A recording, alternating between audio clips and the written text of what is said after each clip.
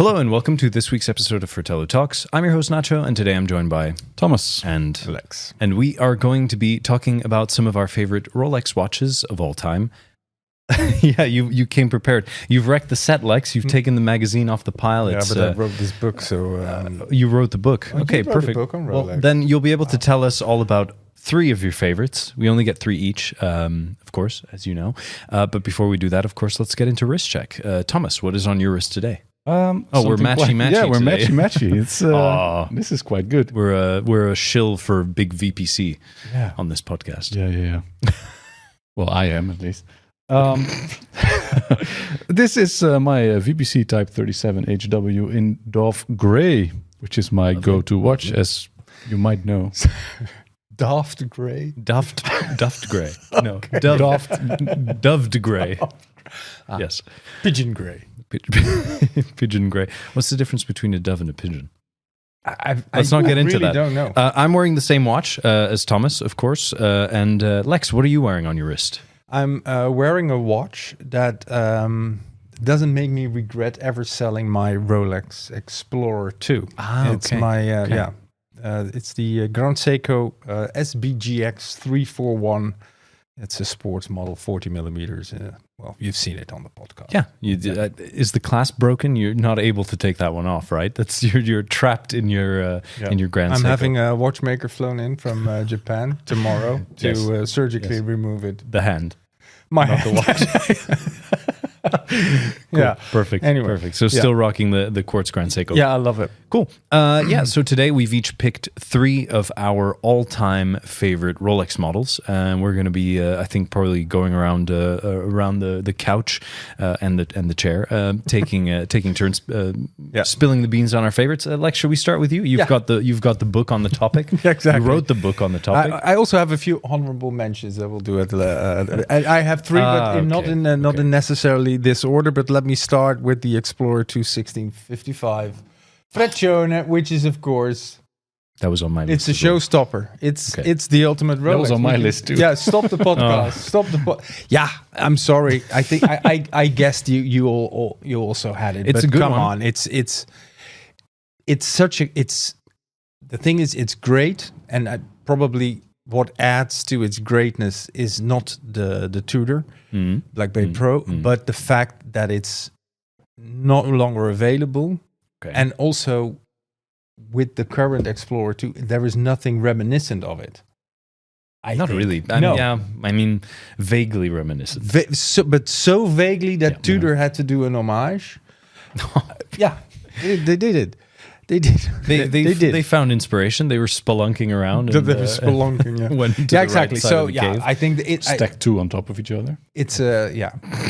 It's a mythical watch. The Fratello is a mythical watch, and I think the way it kind of looks timeless, completely timeless. Yep. So even if it's actually very, very 70s. Yeah. But that's maybe also because everything's retro now, that we're so used to seeing stuff from the 60s, 70s, and that it becomes modern again. Was it actually on your list, Thomas? It was. Yeah. Oh, okay. Yeah. All right. Well, that's the pick, the first pick shared by all. I've put in a sub pick in order to sit in for that one. But is a sub pick the same as an honorable mention? No, because it's like not a real pick. It's like in football, right? When somebody gets injured or a red card, they have to go off the field, and then you get another one. Oh, are they the best player? Probably not, but they get the job done. So you have So what is your replacement? Yeah. So substitute. My substitute is probably the same as mine again, but. Are we going to overlap again? Probably. Oh my god! Maybe a different color. We should have really different dial color. We should have at least people know that we didn't talk about this before jumping in. So mine is the different dial color. This only has one dial color. It is the Rolex Explorer 1016. Oh, okay. Yeah. Just a classic tritium dialed Explorer with the lovely 369 numerals, and it's just a nice watch. It's just a great watch. 36 millimeters, very wearable on the nice Oyster bracelet, and I just I just spoke with RJ before recording this, and I said if you put a 1016 and a 1655 on the table in front of me, I'm taking the 1655. Well, if somebody's already come through and taken that watch, then I'm definitely taking the 1016. So yeah, nothing wrong with that, and I think it's a good one. I like it. Yeah. Thomas, what is your first pick? My first pick changed quite recently. Okay.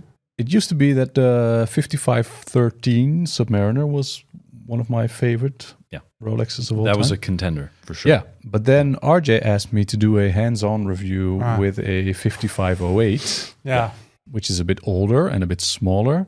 They were made between 1958 and 1962. Yeah, but also wiser. Older and wiser. No, but it's such a beautiful watch. It's smaller, it's slimmer. Yeah, proportions are awesome. Obviously a gilt dial, which is fantastic. And I just completely fell in love with that watch. It was honestly, it's probably my favorite watch wearing experience ever. Oh, wow. End of story. Yeah. Cool. Yeah. Nothing wrong with that. Nothing to poke fun at there. That's just an absolutely solid pick. Yeah. Cool. Lex, what's your mind, Lex? What's your what goes through my mind is that I was once in Buenos Aires. It was a long time ago. And I was with a dear Danish friend of mine, and I had to smuggle an old Daytona out of Argentina. And but it was where did you put it? No, just on my wrist. In the hand luggage. Don't get too excited. No, but I also wore that watch for a couple of days. Mm-hmm. I can't remember the reference number. It was an oldie because it was proper worn down and everything. Okay. But pre Daytona. No, it was not a pre-Daytona. No, it was a Daytona. But I do remember that the experience of wearing it. That sometimes you have to wear something to completely understand what all the fuss is about, and especially that because it was just properly worn in, and it just thought, okay, I get it now. I really get it now. So that anyway. Back from this. Did your dear friend ever get his watch, or you ran for the border? No comment. We go to I also have a little bit. I have another discontinued model. It's a Datejust Turnograph 116263. Okay, that's the red accent, right? Yeah, two-tone slate gray dial on a Jubilee bracelet with a hidden clasp. It's really nice, and it is a little bit fancy with the red. It's also arguably something that is not the prettiest, but it has character. And again, I also wore that once, and it was out of budget at the time. The whole combination of you could definitely see that they were just trying to build something with stuff they just had lying around, just throwing stuff at the wall, see if it sticks. But the size, the 36 millimeter size is awesome, and it of course, especially when you have two-tone and a bit of red and a cyclops and the whole shebang and a very shiny bezel, you get a lot of presents. So it had a lot of wrist presents. I liked it. Did that make it harder to smuggle out of the country that you were? No, I didn't try to do. It's interesting. It's probably one of my least favorite. Oh, okay. Rolexes. Yeah, I kind of agree with Thomas there. It's a little. It certainly has character, but it's a little too much. It's for me. Sometimes too much is just enough. It's an acquired taste. I suppose it is an acquired. I wrote an article on it. Please bring it back. Yeah, they didn't listen. They never maybe will. Next year. No. Land Dweller Turnograph. That could actually work. Yeah. Hey, Rolex, hit me up. Wow, I'm no Federer, but yeah, no. Yeah. Let's move on from that. So where are we? Is it my second pick? My second pick is I think I know where we're going to have some potential overlap. Yeah. So I'm going to go somewhere else. I'm going to go with a 5517. You know what that is, Lex? No. Perfect. Thomas, you know what it is, right? No. Okay. Well, it is the famous Milsub. Sword hands with the T on the dial to indicate the presence of tritium, fixed bars, so no bracelet, a bit like the Tudor FXT, it's a fully graduated. Your favorite Rolex is a Tudor? No, not quite. But sort of what lives on in spirit is the FXT. So it's that's my favorite. It's got those incredible sword hands. I mean, they are.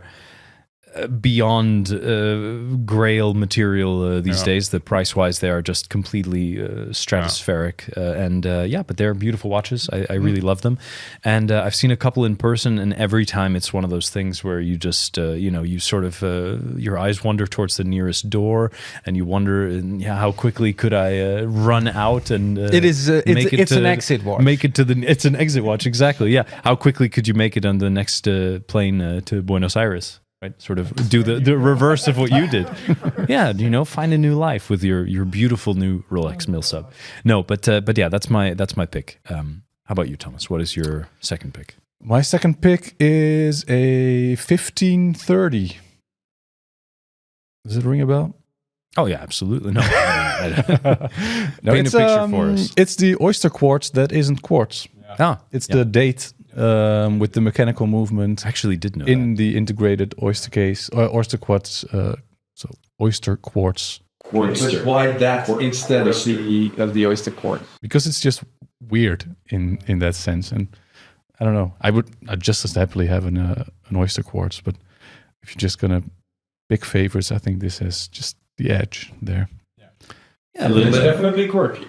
Yeah, and I'd get it. I really like it on the Oyster bracelet because it has this really brutalist, rugged aesthetic.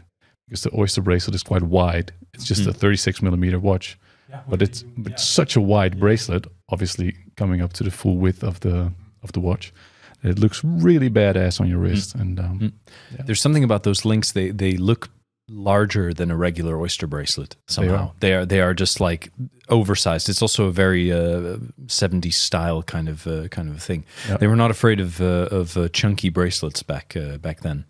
It's cool. Very nice pick. How about you, Lex? What is your third and final pick before we get to your honorable mentions? That's a long list. You really you couldn't narrow it down to 3, could you? I have taken a peek into your magazine over there. I have 3 honorable mentions. Okay, but what is your third? Yeah, your third. I was getting to that before you so rudely interrupted. It's a new one actually. It's a modern Rolex. I'm not even that big a fan of modern Rolexes, although maybe I am a fan of modern Rolexes. Never mind. It's a GMT Master 212 6719. That's the white gold Oyster bracelet, Pepsi bezel, Meteorite dial. Yeah, no, I love it. I love it. It's I'm sorry, it's not subtle. No, I think it is actually. No, I think it is. I think it's more subtle than a regular steel Pepsi. Right. Because of the shimmering grayness of that very exclusive dial. I think it's stunning. I also think it's incredibly expensive. I think it's in the 60s.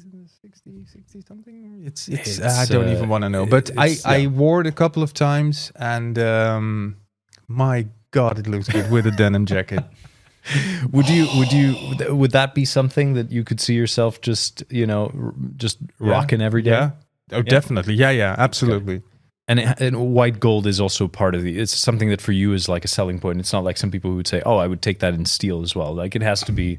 Does the white gold, is that something you could take? They of course never ever gonna sell a steel no. watch. That's not what I mean. No, but I think hey, if it was steel, it would be fine. I like the fact that it's way heavier than steel, but I do like the silvery shine of it matching the dial.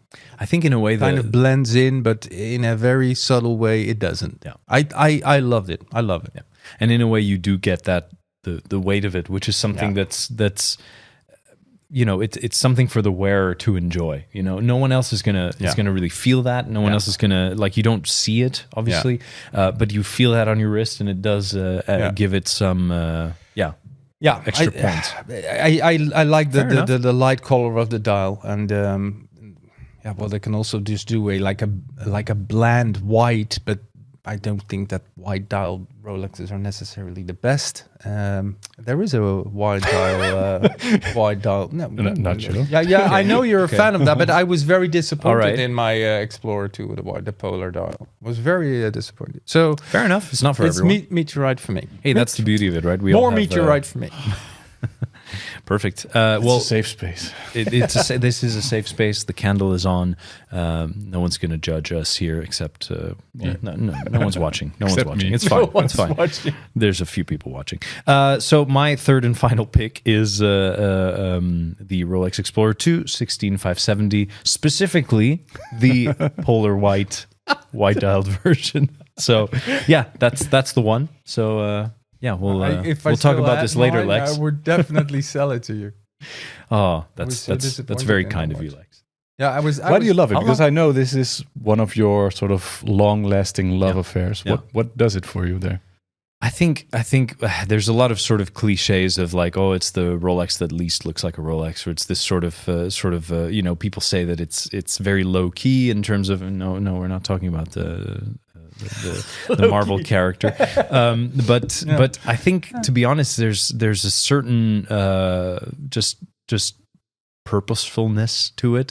The fact that it has this white dial, which I believe is probably the the white dial was something that came later, right? Because the 1655 has a black dial. That was supposed to be the cave dwelling spelunker's watch with high visibility. So I don't know whether the white was then an experiment or not, but I don't know. There's something about it where it's the one for me. I don't know if I can really explain it, but that's good. There's not that many Rolex I like. That's the thing. There's not that many Rolexes that I would consider really.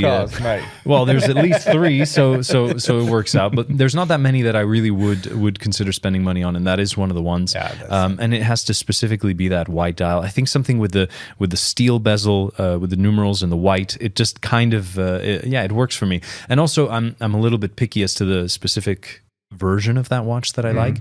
It has to be one that doesn't have the tritium lume. I don't want the tritium lume. I know that they look really great. Yeah, that's the thing. And it gets that creamy lume. Yeah. I don't want that. I want lume that works. I want the Super Luminova. But it has to be the pre-2005 version because I don't like the rehaut with the Rolex logo on it. So it has to and I also want the male end links, not the female end link, not the folded end link. So it has to be the one that's like between 2000 and 2004. Basically the generation I have. Exactly. Black. Yeah, I think that's the one. And the one I had. Yeah, exactly. Well, there you go. One I had. But but I had exactly the same reasons to get it. Yeah. But then it didn't stick. That could well happen to me. I don't know. I've never had one. I've spent a very little time with one, but that is sort of the one that I've just found myself the most drawn to, alongside also just an Explorer, like the one that Dan has, the 14270, I think it is. That's also just a great. Nothing wrong with it. It has a little less character than the 16570, but I think that those are the two that really I would consider spending money on. Yeah. What about your third pick, Thomas? What have you got? Well, I was considering the 16570 in black, but then to put it in here twice would sort of suggest it's one of the greatest Rolexes of all time, and I think that might be a little bit. I don't know. I mean, we're talking subjective opinions that's here, right? True. And that's one true. is black, one is white. They're different enough to coexist. That's true. But let me pick something else. Sure. I'll take a 1601. Okay. Vintage Datejust. Makes sense. Which is the one I have, and I wrote the book on the vintage. The book. I wrote a book on the vintage Datejust. Da book. Name another book. Da book. Da book. Name a book. Name a book. For $1, name a book. No, yeah, I think that's a perfect pick. I mean, the thing is, you have two that are in your collection currently, so those are pretty safe bets for you, I would say, and especially having the book connection, that's a solid choice. No, but I really like that on a 1601 with the fluted white gold bezel and the pipe band dial and stuff, and the Jubilee bracelet, of course. Yeah, that's nice. It's in so many ways quite an embellished watch, where I tend to gravitate towards simpler, like an Explorer, for instance. Yeah. But for some reason, it works, and it kind of set the template, and it set a design language that is truly become iconic. I mean, it's very easy to overuse the word iconic, but in this case, no. There's a handful of Rolexes that are truly the icons. You have the Datejust in steel with a white gold fluted bezel. You have the full yellow gold day date. You obviously have Daytona. I would say probably with a white dial is the most sort of iconic, and then the Submariner, right? I think that those are the ones that you could spot. From 500 meters away, and you immediately know what it is. You wrote the book about the dial watch. Exactly. Perfect. I'm not plugging, by the way, because it's sold out. So there's no second edition coming. No. So this is not. I'm plugging the watch, but I'm not plugging. I'll send you the PDF. No. Do we quickly do honorable mentions? Yeah, give us some honorable mentions. Because that was also something that's recent. It's the Yachtmaster 42 in titanium. Oh, that is good. One. That is good. Every time I see it, every time I get the chance to wear it, I'm blown away by it. It's just amazing. Amazing. I agree. I think that is a wonderful watch. The bezel insert is the one thing that I can't quite enjoy as much as I could if it was just a regular bezel insert, like a Submariner bezel insert or something like that. I don't. No. But it's a Yachtmaster. I get it. Of course, yeah. This is just me being a picky person. Blinder. I also have a Milgauss 116400 GV. Yeah, the black dial watch with the green crystal on top, because it's just. Rolex doing funny stuff, but not in a jigsaw, emoji, balloony kind of way. Yeah, I still like that. And and that's a very old. I picked a Padaloni. We have to because it's not it's not a Rolex. It's a special thing. I always think it's sort of before they discovered their own aesthetic, basically. But what is fun, if you look at it long enough, you can see where they're going. Yeah, you can. Sure. Yeah, that's true. It's and the weird thing is, I don't really see it in the Cellini or the 1908s, but you can, which you would obviously think that is where it's related to, but you can actually see it more in Oyster. What the case, the shape, there are some hints already. Imagine if they brought back that sort of dial layout and complication in a 1908. Could be cool. Yeah. What about in an Oyster case? It would that would be. I think that would be even more awesome. Of course, but with Rolex and giving the people what they want, it's a I know, it's a tough relationship. But the Padaloni, there are hints of Oyster in there. Yeah. So those who are intolerant to shellfish should probably stay away from that one. Maybe some hints of Oyster. Anyway, Friday afternoon. So it's a Friday afternoon, even though it's a Wednesday. This watch doesn't have a date on it. Thomas, what the hell? Anyway, let's get to our. So it can be Friday afternoon. Exactly. Oh, that's a beautiful notion. Let's get to our. No, I don't. I'm getting to comment of the week. I don't have honorable mentions. Do you have honorable mentions? No. Okay. I just kept to the assignment. We are honorably mention this commenter who is must-watch viewing, who says, Nacho, do you realize you interrupted every statement Lex tried to make? Stop interrupting and let others finish a sentence. Very rude. Yeah. Oof. Yeah. How did it feel getting a taste of your medicine? I've spoken with this commenter, and they understand why that happened. But I thought someone should put you in your place, Lex. So is that a reference to the podcast that we did in Geneva? Live from Watches and Wonders? It was a bit of a time crunch. YouTube very kindly let us use their studio, but for a very specific window of time. And so I was when I realized the first 5 minutes went by and we'd only been talking about Rolex, I was like, we got to get through some stuff here, and we got 10 minutes to do it. So I was a little bit pushier than usual, but hey, it is what it is. I didn't mean moderator, right? So I didn't. I can't even remember that you acted like that. Yeah, I saw it on YouTube the next day, and I thought, when did this happen? This AI is really gone miles in advance. But you were both drunk, right? No, not at all. Dead sober, stone cold sober. That was the problem. I think so.